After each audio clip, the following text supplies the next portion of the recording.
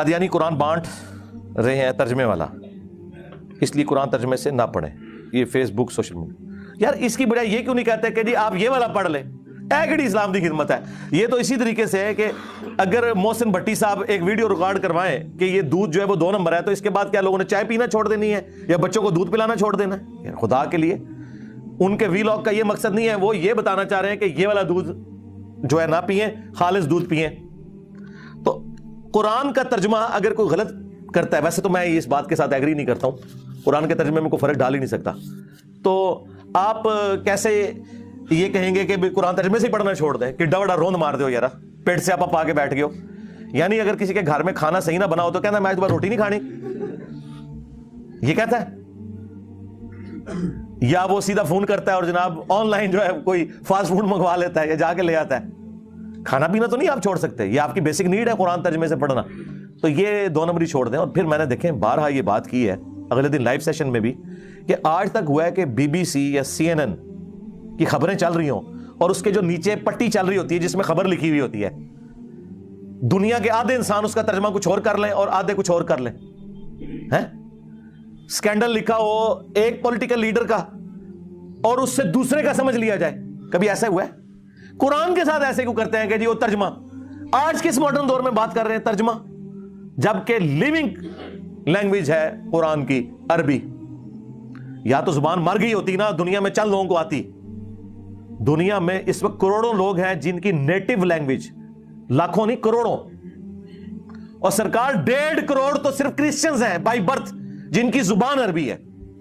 مسلمان تو آپ چھوڑ دیں کروڑوں میں، نان مسلم بھی 1.5 کروڑ ہیں جن کی زبان عربی ہے. آپ ان سے بھی جا کے قرآن کا ترجمہ کروائیں نا، اگر ان کو اردو یا انگلش آتی ہو وہ وہی ترجمہ کریں گے جو قرآن کی عربی لنگوسٹک کا بنتا ہے. مولوی بھی ترجمہ ٹھیک کرتا ہے، حاشیے میں جا کے نہ وہ اپنا لچ شریف تال دیتا ہے. ترجمے میں کون کیسے بدل سکتا ہے؟ مجھے بتائیں. ایاک نعبد و ایاک نستعین، جس کے اوپر پوری توحید کھڑی ہوئی ہے، کس فرقے والے نے اس کا ترجمہ یا علی مدد کیا ہے یا شیخ عبد القادر جیلانی مدد کیا ہے؟ اے اللہ تیری عبادت کرتے ہیں، تجھی سے مدد مانگتے ہیں. تو یہ کس طرح کہہ سکتے ہیں آپ کہ ترجمے بدل گئے؟ الفاظ کے چناؤ میں فرق ہو سکتا ہے، ترجمہ نہیں بدلا. ترجمہ تب بدلے گا جب اعوذ باللہ من الشیطان الرجیم کا ترجمہ کوئی الٹ کر دے اور بسم اللہ الرحمن الرحیم کے ترجمے کو یہ سمجھ لے کہ شیطان کے نام سے شروع. نہیں، یہ کوئی نہیں کرتا. اگر کوئی کرتا ہے اللہ کے نام سے شروع، کوئی کرتا ہے شروع کرتا ہوں اللہ کے نام سے، کوئی کرتا ہے شروع اللہ کے نام سے، تینوں نے اللہ کے نام سے شروع کیا. اس پہ میں بہت سال پہلے ایک ویڈیو ریکارڈ کروا چکا ہوں. قرآن کے 8 تراجم، 8 ٹرانسلیشنز آف قرآن اور علماء کا دھوکہ. یہ بیسیکلی رنگ میں بھانگ ڈال رہے ہیں، پچ کھود رہے ہیں، اپنی باری لے چکے. میں یہ چاہتے ہی نہیں آپ قرآن پڑھیں، اور یہ قرآن کے دشمن ہے کہ جی وہ جی ترجمہ کون سا ترجمہ بدلا ہے؟ ایون یہ جو قادیانیوں کے بارے میں بھی کر رہے ہیں نا، آپ کو اسپیسیفکلی کوئی پورشن لے کے آئیں کہ جس کے اندر انہوں نے ترجمے میں فرق ڈال دیا ہو. اور معذرت کے ساتھ ایک ہی بڑا ہمارا ان سے اختلاف ہے نا ختم نبوت پہ، اس میں انہوں نے ترجمہ ٹھیک کیا ہوا ہے، آپ کے علماء نے غلط کیا ہوا ہے، سوائے چاند ایک علماء کے. صرف اس لیے ترجمہ کیا ہمارے علماء نے تاکہ عقیدہ ختم نبوت کو کوئی حرف نہ آئے. یہ کون سا طریقہ ہے کہ ناک پہ مکھی بیٹھے تو آپ ناک ہی کاٹ دیں؟ لوگوں نے اگر قرآن کی آیات سے غلط رزلٹ نکالا ہے، آپ لوگوں کو سمجھانے کے لیے قرآن کی آیت کا ترجمہ بدل دیں گے. خاتم النبیین کا ترجمہ نبیوں کی مہر ہے، لیکن قادیانیوں نے جو اس کا فہم لیا وہ غلط ہے. ترجمہ تو بالکل ٹھیک کیا. اہل سنت نے، اہل تشیع نے اس کا ترجمہ بالمفہوم کر دیا، سلسلہ نبوت کو ختم کرنے والے. بالمفہوم ترجمہ یہ درست ہے، تشریح کے طور پہ، لفظی طور پہ یہ ترجمہ نہیں ہے. لفظی طور پہ خاتم مہر کو کہتے ہیں. انہوں نے یہ کہا نبوت کی مہر، اور اس کے آگے انہوں نے خود اس کا جو ایکسپلینیشن وہی لچ تلا کہ رسول اللہ کے بعد جتنے امتی نبی آئیں گے اور نبی علیہ السلام کی مہر سے آئیں گے. سرکار یہ بتانے کے لیے قرآن کی آیت نازل کر رہا تھا. مجھے بتائے استغفر اللہ واتوب الیہ، یہ تو قرآن کی آیت میں فٹ نہیں بیٹھتا. دور دور تک قرآن کو بھی نہیں پتا کہ اس میں سے یہ مطلب کوئی نکالے گا. اس لیے آیت پوری تو پڑھے، اس کا اسلوب بتا رہا ہے. ما کان محمد ابا احد من رجالکم ولکن رسول اللہ وخاتم النبیین، محمد تم مردوں میں سے کسی کے باپ نہیں ہے بلکہ وہ تو اللہ کے رسول ہیں اور خاتم النبیین ہیں۔ یہ بات کرنے کی کیا ضرورت ہے کہ وہ کسی مرد کا باپ نہیں ہے؟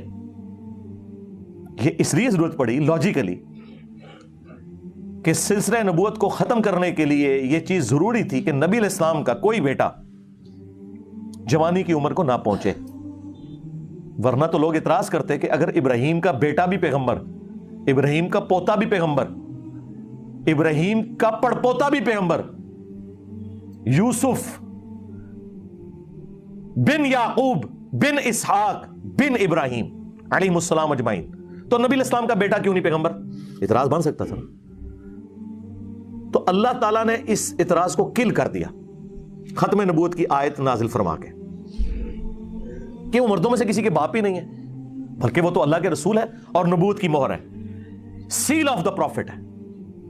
سیل آف دا پروفٹ اگلے زمانوں میں جب خط بھیجا جاتا تھا نا اس کے اوپر سیل لگتی تھی، آج کل بھی آپ ڈاکخانے میں وہ سیل چلتی ہے، بعض اوقات یہ سیل کر جاتے ہیں نا وہ دکانیں بھی ملاوٹ کے اوپر، تو اس کے اوپر ایک سیل لگا دیتے ہیں، وہ سیل آپ توڑیں گے، اس کو توڑے بغیر آپ وہ تالا کھول نہیں سکتے۔ تو سیل توڑنے کا مطلب یہ ہے کہ آپ نے بے ایمانی کی ہے۔ جس طرح غلام احمد قادیانی دجال نے وہ سیل توڑنے کی کوشش کی تو پکڑا گیا۔ سیل آف دا پروفٹ کا یہ مطلب کہاں سے ہو گیا کہ وہ مور لگا کے نبی علیہ السلام جو ہے وہ اپنے بعد پیغمبر بھیجا کریں گے؟ نعوذ باللہ۔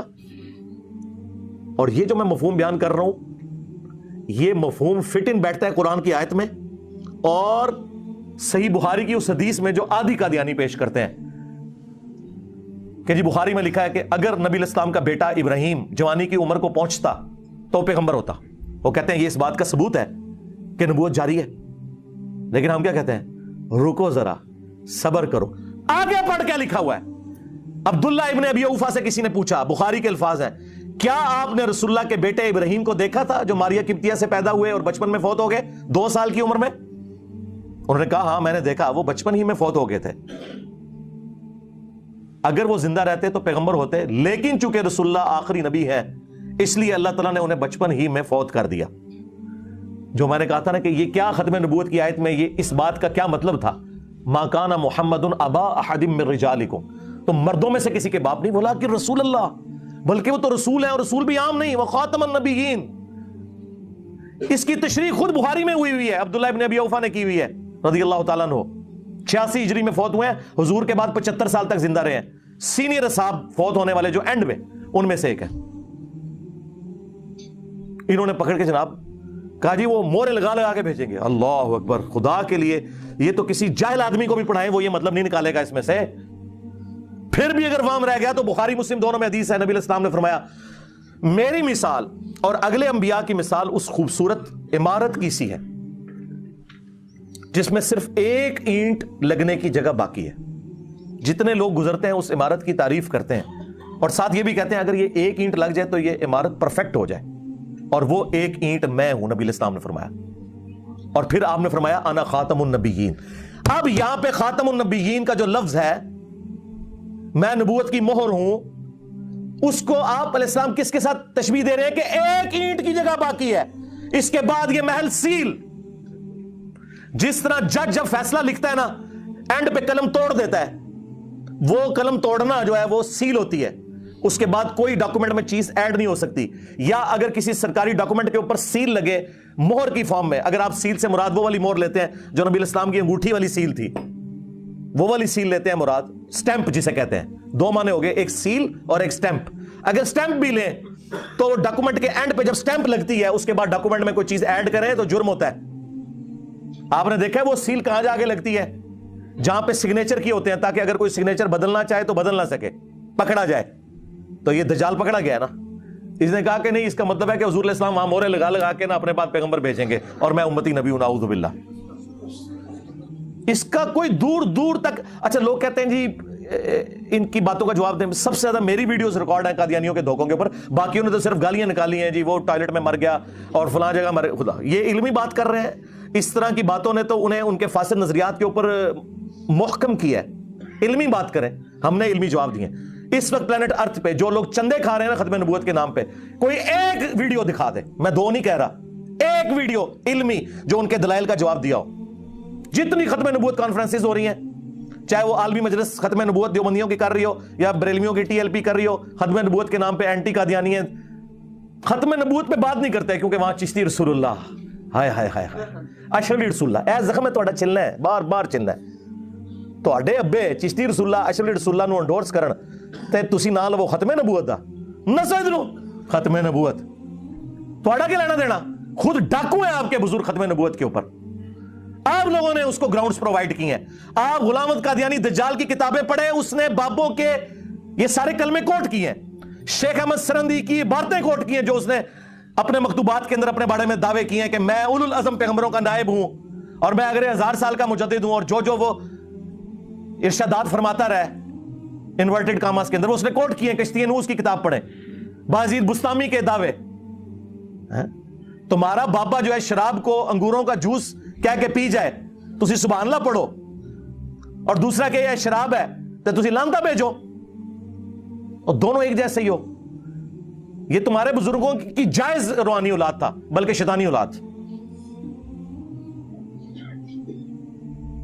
چھوڑ دیں, یہ انہوں نے دھوکے دیے میں, اور میں نے تو اللہ کے فضل سے ایک ایسی حدیث بیان کر کے رزلٹ نکالا ہے جو مجھ سے پہلے آج تک کسی کے دماغ میں نہیں آیا تھا کہ اس حدیث میں سے یہ رزلٹ نکلتا ہے. اور مفتی حنیف قریشی صاحب حافظہ اللہ تعالی بھی اس پروگرام میں موجود تھے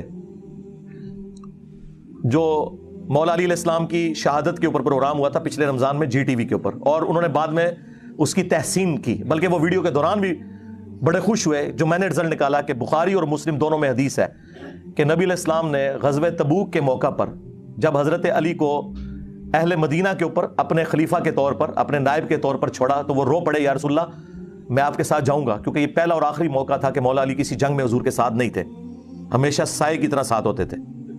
تو نبی علیہ السلام نے انہیں تسلی دی اور کہا کہ علی تو اس بات پہ خوش نہیں کہ تیری میرے ساتھ وہی نسبت ہے جو ہارون کی موسیٰ کے ساتھ, جو سورہ طٰہٰ میں آیا کہ موسیٰ علیہ السلام نے دعا مانگی تھی کہ اللہ میرے بھائی کو میرا مددگار بنا, اور وہ نہ صرف مددگار بلکہ پیغمبر بھی بن گئے ہارون علیہ السلام. تیری میرے ساتھ وہی نسبت ہے جو ہارون کی موسیٰ کے ساتھ, مگر میرے بعد کوئی نبی نہیں. یعنی اگر میرے بعد کوئی نبی ہوتا تو کون ہوتا؟ حضرت علی, مولا علی علیہ السلام. اور دوسرا, نبی علیہ السلام کا سب سے قریبی سپورٹر دین کے حوالے سے, جیسا کہ موسیٰ علیہ السلام کے لیے ہارون تھے, اس لیول کے اوپر صحابہ کرام میں سے, اہل بیت میں سے اگر کوئی سپورٹر تھا تو وہ مولا علی تھے. 2 رزلٹ یہ تو سارے نکالتے تھے کسی درجے میں. تیسرا رزلٹ جو میں نے نکالا ہے نا, وہ رزلٹ ہے کہ یہ بڑا اچھا موقع تھا کہ نبی علیہ السلام فرماتے ہیں کہ مگر میرے بعد کوئی نبی نہیں لیکن امتی نبی ہوں گے, اور پہلا امتی نبی مولا علی تو ہے. آپ نے کہا تیری نسبت میری وہی ہے جو ایک نبی کی دوسرے نبی سے ہوتی ہے, ہارون کی موسیٰ سے, مگر میرے بعد کوئی نبی نہیں. یعنی علی تو بھی نبی نہیں ہو سکتا.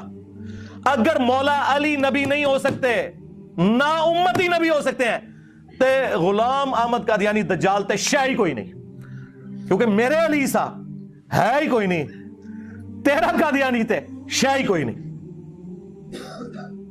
یہ رزلٹ اس پلانٹ ارتھ پہ مجھ سے پہلے کسی نے اس حدیث سے اس طریقے سے نہیں نکالا تھا. ویسے وہ کوٹ کرتے ہیں ختم نبوت کی دلیل میں نا اس حدیث کو کہ جی نبی علیہ السلام نے یہاں پہ فرمایا مگر میرے بعد کوئی نبی نہیں, تو وہ کہتے ہیں اس حدیث سے پتا چلا کہ نبی علیہ السلام کے بعد کوئی نبی نہیں ہوگا. لیکن جو میں نے اس کا جز دریافت کیا نا کہ جس کی نسبت نبیوں والی ہے, اگر وہ نبی نہیں ہے تو کم از کم امتی نبی تو اسے ہونا چاہیے تھا نا. یہ کہتے ہیں نا امتی نبی ہونے سے ختم نبوت پہ فرق نہیں پڑتا. آپ ان سے پوچھیں نا کہ نبی علیہ السلام خاتم النبیین نہیں آپ مانتے, وہ کہتے ہیں ہم مانتے ہیں. کیوں نہیں مانتے؟ بالکل مانتے ہیں. پھر آپ حیران ہوں گے کہ پھر یہ بیچ میں چول شے کہاں سے تم نے داخل کر لی ہے. تو کہیں گے نہیں یہ امتی نبی ہے. تو انہیں کہو کہ اگر مولا علی امتی نبی نہیں ہے جو واقعی ہارون کی جگہ تھا نبی علیہ السلام کے لیے جیسا کہ ہارون موسیٰ کے لیے تھے, مجھے بتائیں اس سے بڑا کوئی درجہ ہو سکتا ہے؟ حضور کا ساتھی بھی, آپ کے اہل البیت میں سے, آپ کا داماد, جنتی عورتوں کی سردار کا خاوند, آل محمد کی نسل وہ والی رسول اللہ کی, ان سے چلنی. صلو علی محمد و آل محمد. اللہم صلی علی محمد و علی آل محمد و اصحاب محمد و ازواج محمد اجمعین الی یوم الدین.